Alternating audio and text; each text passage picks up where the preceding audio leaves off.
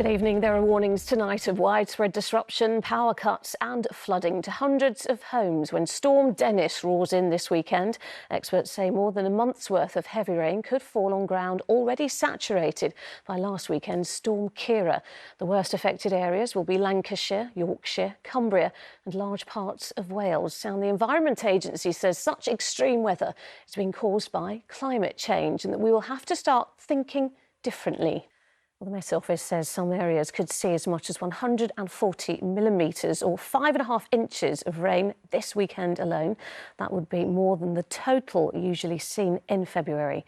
The effects from Storm Dennis will be felt from midday tomorrow, with rain forecast for much of the UK and an amber warning issued for Wales and large parts of England through the north, west and south. The system is expected to intensify right through to Sunday evening. We're on the verge of another stormy weekend. Hot on the heels of Storm Ciara last week, Storm Dennis will have a huge impact in the next 48 hours. It's by and large a repeat performance with exceptionally wet, windy conditions to come. In excess of a month's worth of rain likely to fall in saturated areas, leading to a heightened flood risk.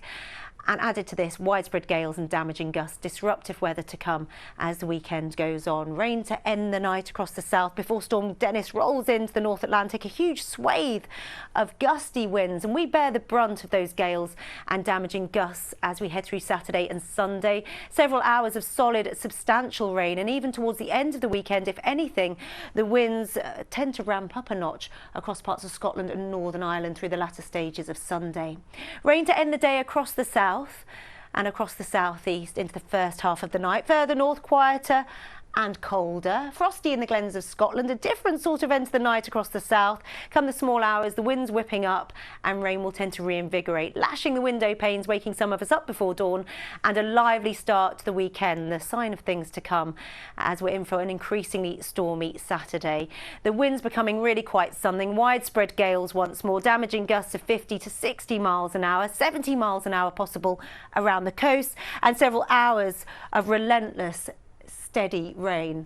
In places it will be torrential, it will be very slow to shift with awful conditions on the roads and poor visibility. Rain slow to shift across the southeast on Sunday, turning even windier across the north and increasingly wintry.